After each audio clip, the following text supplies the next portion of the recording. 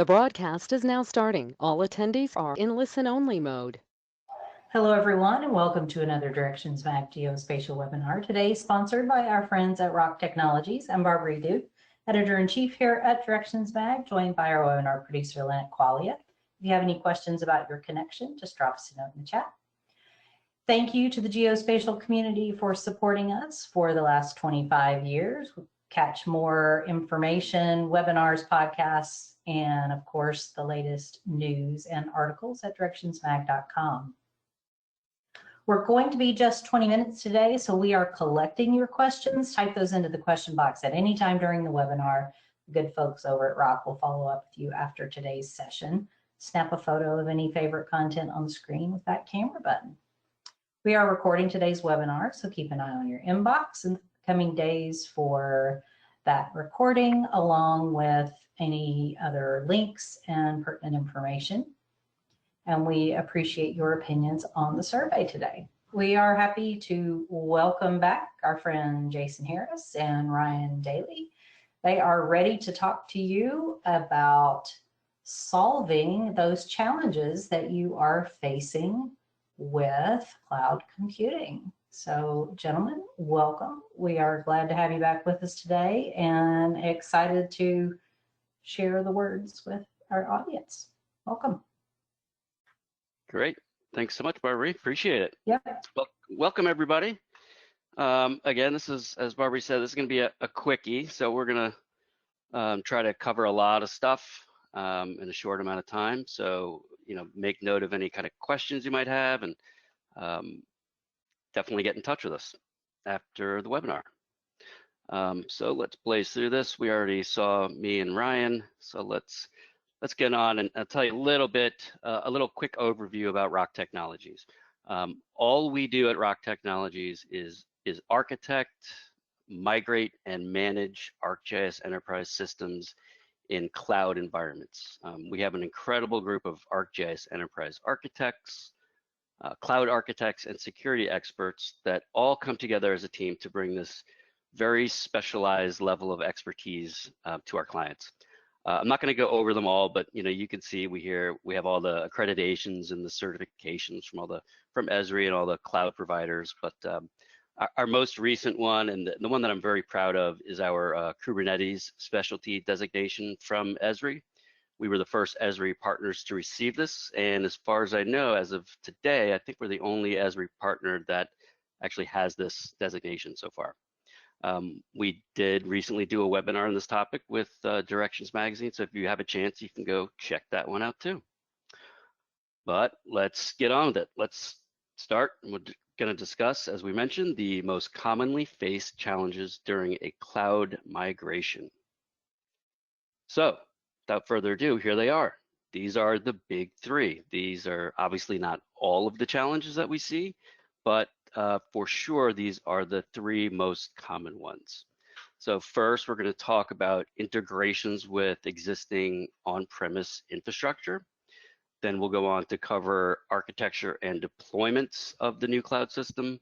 And then lastly, we'll talk a little bit about migrating all of that content over to the new system. So let's start with on-premise integrations. So first off, ask yourself this question: can we move it, right? In an ideal world, when we make this move to the cloud, we want everything to be in that same physical location. So for example, the database and the ArcGIS server should be in that same physical location. That's where we're going to get the best performance. So make sure and ask yourself this question: if you move your GIS enterprise system and geodatabase to the cloud, are there any other data sources like other databases or file-based data, file geodatabases, that cannot be moved to the cloud? A good example would be, let's say you have a map layer that's getting updated nightly based off a table that's from a different department, and that other department is responsible for updating it, and it sits somewhere else. You can't move that to the cloud. Can you do some type of nightly export from on-premise to the cloud nightly? If so, if it's a small amount of data, that's a pretty straightforward problem to solve. We can solve that with a real easy nightly scripted job that runs each night. But what if you, let's say, you depend on some real-time data that resides on premise? Or what if you need to update a large volume of data nightly? Or maybe there's a reason that you have to maintain a connection to an on-premise file server. Then we may want to consider a direct connection from on-premise to the cloud environment. These are commonly called express routes in Azure or a direct connect in AWS. But these types of connections effectively bypass the open internet and connect your on-premise infrastructure to the cloud with a very high speed and low latency connection, which effectively is going to extend your existing on-premise network into the cloud. But even with this type of very fast, low latency connection, we would still sort of advise against some types of common operations. Like we wouldn't want to publish an ArcGIS server map service that's running on the cloud that was sourced to an on-premise database. It's not to say that it's not possible, it is, but we'd rather use that direct connect to transfer that data that's needed and put that into the cloud-based geodatabase. That's still, no matter what, is going to give you the absolute best performance. But these direct connects, this is a great solution for perhaps maybe extending an Active Directory into the cloud, and just generally maintaining fast connectivity with other on-premise systems like databases and file servers. The takeaway here is that is just to make sure that you have identified all the items that can and those that cannot be moved to the cloud. Once you do, devise a plan on how you can maintain access to that required data, whether it be through a simple scripted job or that direct connection. I will say that we don't see many instances where we absolutely must maintain that direct connection. We can usually devise a plan to get that required data over in some type of scripted job. But when you do require that on-prem data connectivity, these direct connection services are really, really invaluable. Next, we're going to quickly talk about architecture and deployment patterns. So the next big gotcha when doing a migration usually happens when it's time to actually plan your cloud deployment. And there are lots of different things that can come into play here. So for example, do you do a one-to-one match? Meaning, do you take the specs of your on-premise system and match those, one-to-one in the cloud? Okay, that can be a very good jumping off point, certainly. But make sure you take a really close look at what your on-premise server resources look like before choosing an equivalent cloud-based server instance types. One of the obvious benefits of moving to the cloud, to a cloud system, is the elasticity or that ability to scale your servers up and down based off load. Point being, you don't always have to deploy the biggest and the baddest server into the cloud. In fact, we'll often see organizations greatly over-provision their servers, and that is a huge waste of money. Now, at the other end of the spectrum, we will see some folks do exactly the opposite. They'll utilize server instances that are way undersized for the expected amount of traffic or the number of map services that they have published. Picking that right instance to run your workload needs to be a balance of performance and costs. And it's tough sometimes because there's lots and lots of different types of these virtual machine instance types to choose from. Some of them come with lots of CPUs, some come with lots of RAM. There's some that have really high bandwidth connections. But there are many times you might be able to deploy a burstable class machine that can save you quite a bit on costs. These types of virtual machines, like for example, a T-class machine in AWS or a B-class machine in Azure, can be great choices if you have a fairly predictable type of workload. So when you think about it, and I'm going to guess this is probably true for many of us out there that are managing servers, enterprise servers today, you're going to see the vast majority of your traffic is going to be coming between working hours, say 8 a.m. and 6 p.m. And then for the most part, they're going to sit idle overnight. In this scenario, this is a great example of how you can potentially use a much less expensive burstable class machine. Use up your bursting credits during the day when the servers are getting hit. And then essentially when they're mostly idle overnight, they can build those credits back up for the next day. It's a great money saving tip there. Another big point to consider when planning your migration is how can you utilize cloud-first technologies in your move to the cloud. There are a lot of examples that I could talk about here, but honestly, I think my favorite one is based around storage. So let's say, here's an example. Let's say you've got terabytes and terabytes and terabytes of rasters that need to be served out with image server in your new cloud environment. Typically, if you were doing this on premise, these rasters would be stored on, expensive local disks or even more expensive SAN-based storage. So when you make that move to the cloud, of course, you're still going to need storage for those rasters, but they can be placed in object-based storage, like Amazon's S3 buckets or an Azure Blob. These rasters can be served and utilized from these much cheaper classes of storage. There's no need to provision those expensive SSDs to store these rasters. You can just put them in object storage. That's basically going to be pennies on the dollar versus expensive SSD. This is a really, really great example and a fantastic use of cloud-based infrastructure.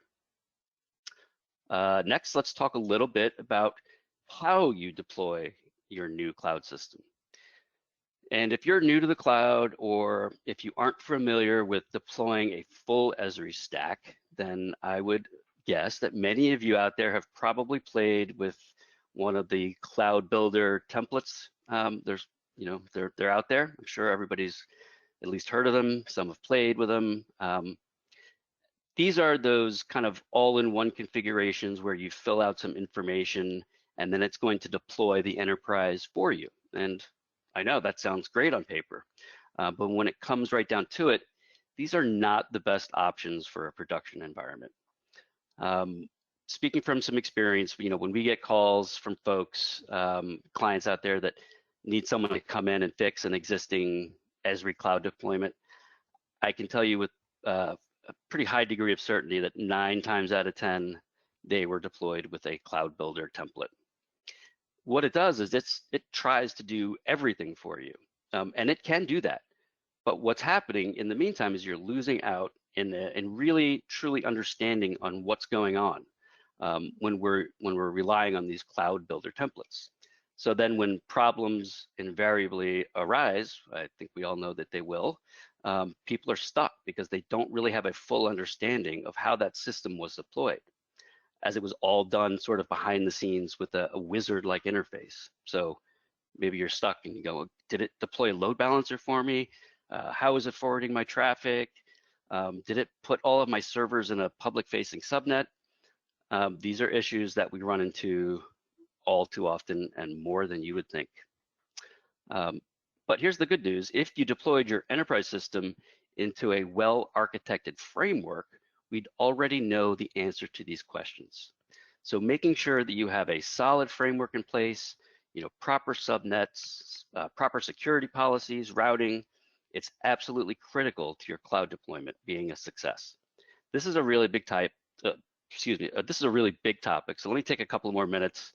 I'm going to review a sample architecture and some common security issues to look out for. First, I think we can probably all tell that I did not make this slide because it has some very nice fancy graphics. Big shout to Ryan Daly for helping out with this slide. Much appreciated. So what we're looking at here are some 3 very common security and infrastructure mistakes that you should be on the lookout and kind of how to avoid them. Mistake number 1 is deploying all of your enterprise components onto one single machine. Sure, this might be okay for a very simple deployment, a simple development environment, but folks, don't do this in production, please. Since what happens is we've packed all of the enterprise components like server and portal and data store onto one machine, they will effectively be fighting each other for the limited compute resources on this one single machine. This is ultimately going to lead to poor performance, resource exhaustion, and eventually downtime. The solution here is pretty easy. Just distribute your enterprise components onto their own machines, their own virtual servers. Mistake number 2, overexposure. When you deploy that new system, make sure, like I said before, that there is a well-architected framework in place. In this case, I'm specifically talking about proper subnets and security rules. So for example, some subnets are public facing and they get a public IP address. Some are private, which you cannot reach directly from the internet. Don't make the mistake and deploy all of your machines into a public facing subnet, as this is a huge security risk that, yeah, we really do see all too often. You want one single public entry point into your system on port 443, which we all probably know is HTTPS, and that goes to the web server or web adapter. And then from there, you can set firewall rules to allow that web server to communicate securely with the other servers in private subnets. Never ever have your ArcGIS server or your database or other application servers directly publicly accessible. Separate your servers into a multi-tiered and logically grouped subnets. Mistake number 3, mixing your production and development environments. Lots of folks need development environments to test out new apps or to validate a new release of ArcGIS Enterprise. This is a very common scenario. I think most of us probably have some type of development environment that we use. The problem starts to happen is when that development environment can talk to the production environment and vice versa. It's pretty common to see someone unknowingly, make a change to what they thought was the development server, but it accidentally happened in production. And that can potentially be catastrophic and create serious, significant downtime. The solution here, once again, pretty easy. We'll go back to that well-architected framework. Make sure that we logically separate production from development. With proper subnets and rules in place, we can isolate these two environments from each other, which will help eliminate costly mistakes. And the last big topic is content migration. So last on the list, and probably in my mind, this is the biggest challenge of the bunch. That's moving your on-premise content to the cloud. Now, when I'm talking about that, I don't mean moving our files like our database backups or our map documents or file geodatabases. What I'm talking about here is moving your existing ArcGIS Enterprise content, things like your map services, your portal content, or data store contents. If you've ever tried to migrate this content to a new server stack, then this is not an easy or straightforward task. ArcGIS Enterprise can be, I'm trying to have a good word here, can be somewhat particular about its configuration, right? One tool that we can use is the Esri provided WebGIS DR tool. This tool was essentially designed to create a backup or a copy of your entire enterprise system for the purposes of disaster recovery. You could then use this tool to back up and then restore this WebGIS DR if a disaster were to strike your infrastructure. However, we can also use this tool to essentially package up our on-premise system and move it to the cloud. When you run a WebGIS DR, the output that it creates is really just a big zip file with all of the content and some properties files, all the content from your portal and your server and your data store, along with some property files. You could then transfer that file to the new system and restore it. There are some gotchas when using this method. Your new system, in a general sense, needs to match your previous on-prem system. So, for example, the new cloud system already needs to have enterprise set up and configured first. The new cloud system should have the same data and configuration directories as your previous on-premise system had. The web adapter, URL on the new system has to match what was previously configured on-premise. Databases that were used in, ArcGIS data sources should already be in place.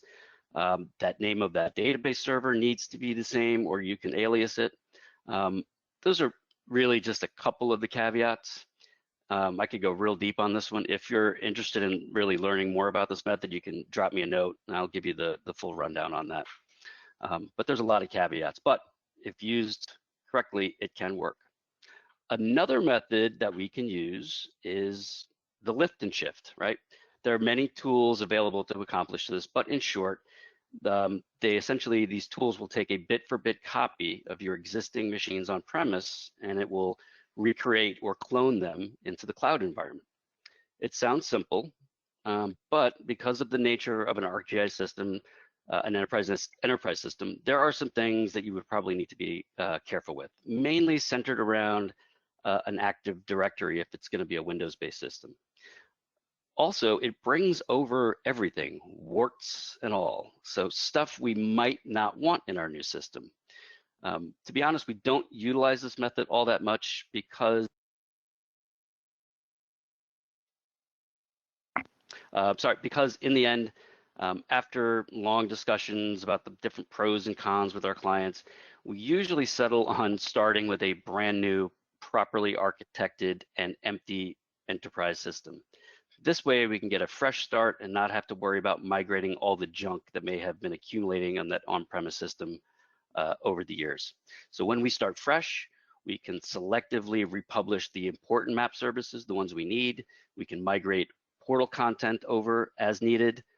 We can use Python scripts to do that. We can use the ArcGIS Online Assistant or other third-party tools, maybe like GeoJob's backup.org. So these are the key takeaways. Do you have any on-premise dependencies that would impact your cloud deployment? If so, devise a plan to mitigate those issues.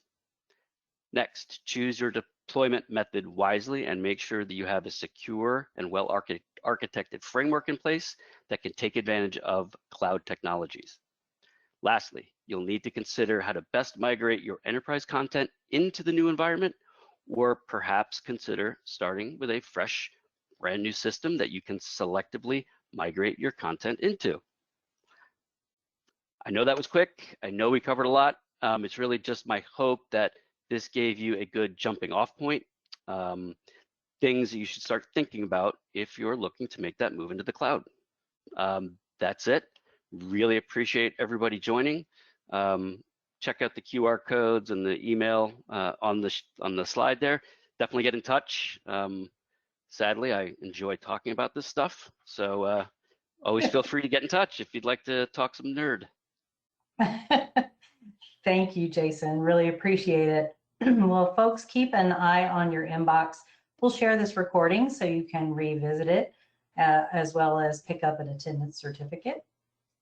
We appreciate you giving your comments on our brief survey. Thanks again to Jason and Paul for sharing their expertise and Kate's support as well. We hope you'll join us for more webinars. Make it a great day. Tell a friend about Rock Technologies and Directions Mag. Thanks, everybody.